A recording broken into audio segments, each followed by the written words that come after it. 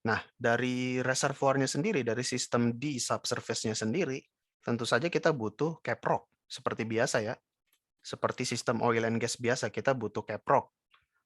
Dan kita harapkan dia impermeable dan lebih bagus lagi kalau dia anticline untuk menjamin bahwa CO2-nya terperangkap di situ.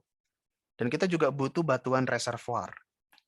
Apa artinya batuan reservoir? Kita butuh batuan yang porous, punya banyak porosity, punya banyak pori-pori supaya bisa menjadi tempat atau menjadi volume yang menyimpan CO2.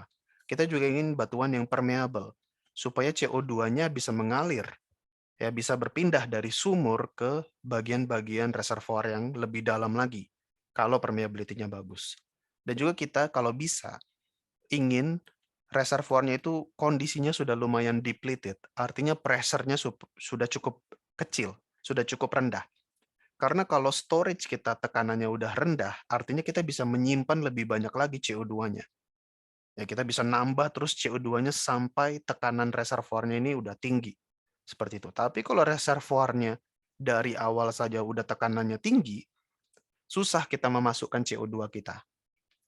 Gitu ya. Kemudian it's okay kalau kita punya aquifer, bahkan lebih bagus kalau kita punya lapisan aquifer di bawah reservoir. Ya, karena kita juga bisa menyimpan CO2 kita di aquifer. Dan jangan lupa kita juga butuh faktor waktu. Ya, karena CO2 terperangkap dengan semakin baik seiring berjalannya waktu. Akan terjadi presipitasi, mineralisasi, akan terjadi reaksi kimia yang membantu memerangkap CO2 itu lebih lanjut. Seperti itu. Nah, by the way ada banyak tipe storage ya. Kita bisa menyimpan CO2 kita di geological storage itu cukup banyak jenisnya. Yang pertama, ada di lapangan oil and gas yang sudah depleted, yang sudah diproduksikan, yang sudah mau habis. Kita bisa convert dia menjadi CO2 storage. Nah, udah banyak di Indonesia lapangan migas yang sudah hampir depleted.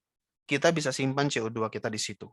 Ya, kita bisa kembali ke lapangan yang sudah ditinggalkan dan kita lihat apakah bisa dia dipakai untuk storage.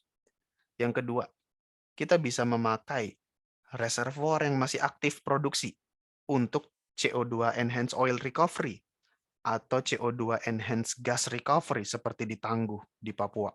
Ya, jadi masih produksi reservoirnya, tapi kita bisa menginjek CO2, justru CO2 meningkatkan produksi.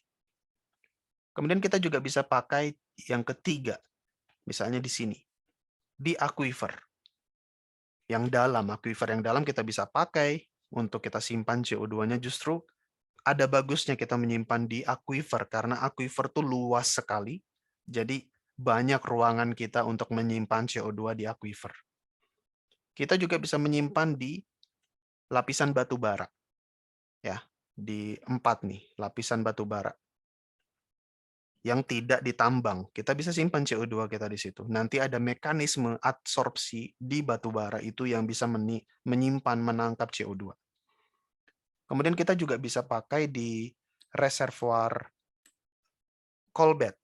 Ya, ada gas reservoir, ada oil reservoir, ada coal bed reservoir.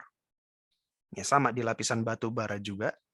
Tapi ketika kita injek CO2 itu meningkatkan coal bed metannya, meningkatkan produksi dari gasnya, gas CA4-nya. Dan juga ada formasi-formasi lain ya, bisa basalt, oil shale, cavity, ada banyak formasi-formasi yang sebenarnya bisa menyimpan CO2. Jadi ada banyak tipe geological storage. Nah, untuk CO2 EOR, ya CO2 enhanced oil recovery, ini proses yang bisa memberikan kita dua manfaat. Yang pertama, manfaat yang kiri. Ya, manfaat yang kiri. Ini maksudnya apa? Kita injek CO2 yang berwarna ungu. Nah, CO2 yang berwarna ungu ini, oke, CO2, dia itu akan mix dengan oil. Ya, dia akan mix dengan oil. Oilnya sudah oil residual nih, udah sisa-sisa oil di reservoir. Ya. Bertemu dengan CO2, oil tersebut akan menggembung, akan membesar, dan viskositas oil tersebut akan turun ketika dia mixing dengan CO2. Alhasil, oil-oil yang tadi terperangkap di dalam pori-pori batuan, dia bisa keluar dari pori-pori batuan.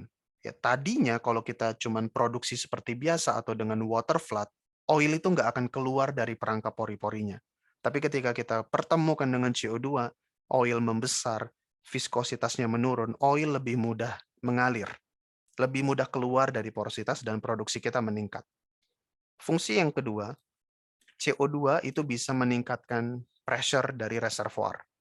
Ya, karena kita butuh pressure supaya oil dan gas itu mengalir, CO2 ini membantu nge-push, membantu memaintain tekanan sehingga produksi oil meningkat. Jadi ini gunanya CO2 untuk atau dalam CO2 air, enhanced oil recovery.